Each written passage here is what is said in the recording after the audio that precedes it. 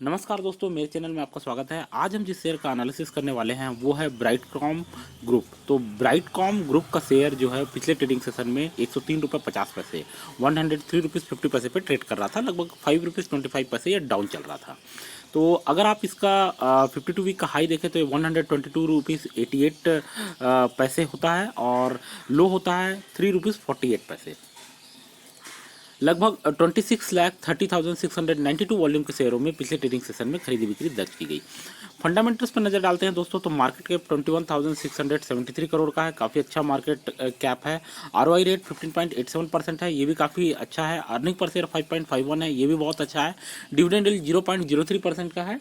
पिछले साल इन्होंने 5 पैसे का डिविडेंड घोषित किया हुआ था। बुक वैल्यू शेयर की 37.09 है। अब दोस्तों फाइनेंशियल्स पे नज़र डालते हैं, तो दिसंबर 21 में कंपनी ने जो रेवेन्यू लिया था वो 2021 करोड़ का था। और ये टावर अगर आप देखेंगे तो लगातार इसमें बढ़ोतरी देखने को मिलती है।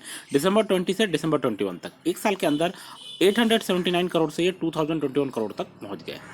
प्रॉफिट की बात करें दोस्तों तो सेम पैटर्न देखने को मिलता है। दिसंबर 20 में शुद्ध लाभ था 139 करोड़ का, जो कि एक साल बाद दिसंबर 21 में 371 करोड़ तक पहुंच गया। नेटवर्थ की बात करें तो इसमें भी उछाल मिलता है। मार्च 2021 में कंपनी का नेटवर्थ था 3260 करोड़, जो एक साल बाद बढ़कर 3863 करोड़ तक पहुंच गया। अब बात करते हैं ब्राइटकॉम ग्रुप करता क्या है। तो ये इंडिया बेस्ड कंपनी है। ये ऑफर करती है डिजिटल मार्केटिंग सॉल्यूशन अलग अलग बिजनेसेस को, एजेंसीज को, ऑनलाइन पब्लिशर्स को। ये वर्ल्ड वाइड जो है ये अपने सॉल्यूशंस देती है। ये दो सेगमेंट के थ्रू काम करती है। पहला है डिजिटल मार्केटिंग और दूसरा है सॉफ्टवेयर डेवलपमेंट।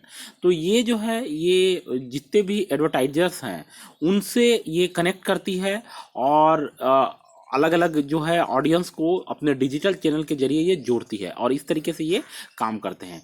तो इनके जो क्लाइंट हैं वो बड़े बड़े क्लाइंट हैं, जैसे Airtel, British Airways, Coca Cola, Hyundai Motors, ICIC bank, I Lenovo, LIC, Maruti Suzuki, MTV, PNG, Qatar Airways, Samsung. तो ये लंबी लिस्ट है दोस्तों।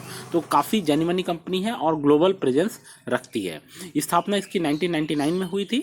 शेयर होल्डिंग पैटर्न देखें तो रिटेल और अदर्स के पास 75.73% शेयर है, प्रमोटर्स के पास 22.40% शेयर है, फॉरेन इंस्टीट्यूशंस की भागीदारी 1.87% है। तो देखिए ये शेयर जो है फाइनेंशियली ज़बरदस्त दिख रहा है, टेक्निकली ज़बरदस्त दिख रहा है। आगे इस शेयर में क्या होना चाहिए। 2021 अप्रैल के समय में ये शेयर 3 रुपीज़ 48 पैसे पे ट्रेड कर रहा था और एक साल बाद मतलब 2022 अप्रैल में ये 103 रुपये 50 पैसे पे अभी ट्रेड कर रहा है। देखिए इसका हाई जो था वो अप्रैल के महीने में ही बना था और जो मैं कह सकता हूँ, सॉरी अप्रैल के महीने में नहीं, 2022 में बना था। और ये जो था अगर आप देखेंगे 122 रुपीज़ 88 पैसे, तो 122 रुपीज़ 88 पैसे इसका ऑल टाइम का हाई है और ये इन्होंने हासिल किया था दिसंबर 21 में। उसके बाद इसका जो सेकंड हाई था वो जो इन्होंने इनका लगभग 114 रुपीज़ के करीब का था, जो कि 2022 में आया था।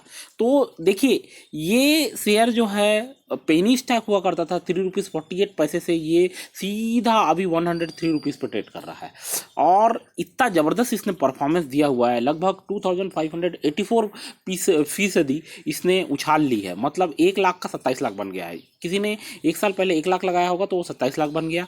3 साल पहले किसी ने 1 लाख लगाया है तो वो अभी बढ़कर 55 लाख हो चुके हैं। मतलब 5400% का इन्होंने जो है मुनाफा दिया हुआ है और एक महीने में ये 88% का मुनाफा दे रहे हैं। तो अगर आपने 1 लाख लगाया तो वो 1,88,000 रुपीज़ बन चुके हैं। तो इतना ज़बरदस्त ये शेयर है। एक चीज़ और मैं बताना चाहूँगा कि दिसंबर 21 में जब इन्होंने अपना हाईएस्ट 52 वीक का हाई टच किया था 122 रुपीज़ का, तो वहाँ से ये थोड़ा गिरा था और गिरने के बाद मार्च के महीने में ये जो है 52 रुपीज़ तक चला आया था। तो 52 रुपीज़ पे इसको काफ़ी अच्छा सपोर्ट मिला था और 52 रुपीज़ से फिर से इसने बाउंस बैक किया और ये 103 रुपीज़ पे अभी पहुंच चुका है। तो देखिए क्या हो रहा है कि जैसा ये चल रहा है, ये शेयर जिस तरीके से परफॉर्मेंस कर रहा है, जिस तरीके से अभी कोरोना महामारी लगभग ख़त्म होने पे है और जो जिस सेगमेंट के थ्रू ये काम करते हैं उस सेगमेंट की काफ़ी मांग है। जिन क्लाइंट्स के लिए काम करते सकते हैं उनकी काफ़ी ग्लोबली प्रेजेंस है, उसको देखते हुए लगता है कि इनका रेवेन्यू भी आने वाले समय में बढ़ने वाला है, इनका प्रॉफिट भी बढ़ने वाला है, नेटवर्थ भी बढ़ेगा, अर्निंग पर शेयर भी बढ़ेगा, और डिविडेंड की तो बात ही हम कह नहीं सकते। 5 पैसा का डिविडेंड काफ़ी अच्छा माना जाएगा एक पेनी स्टॉक के लिए, आगे चलकर ये बढ़ सकता है। तो इन सब चीज़ों को देखते हुए हम ये कह सकते हैं कि इस शेयर में पैसा लगाना काफ़ी फायदे का सौदा रहेगा। एक चीज़ मैं और बताना चाहूँगा दोस्तों कि इन्होंने जो है बोनस शेयर भी घोषित किया हुआ है, और इन्होंने 2 शेयर के बदले 3 शेयर जो है उन्होंने एग्जिस्टिंग 3 शेयर के बदले में इन्होंने 2 शेयर जो है वो देने का इन्होंने प्रस्ताव रखा, और वो बोनस शेयर भी ये इन्होंने घोषित किया हुआ है। तो ये बताता है कि इनका कॉन्फिडेंस, कि कितना इनको अपने बिजनेस में कॉन्फिडेंस है, और ये काफ़ी अच्छा परफॉर्मेंस आने वाले समय में करने वाले हैं। तो इन सब चीज़ों को देखते हुए हम भी ये कहेंगे कि आप आराम से इनको, इस शेयर को बाय कर सकते हैं, आने वाले समय में भी ये आपको अच्छा रिटर्न देगा।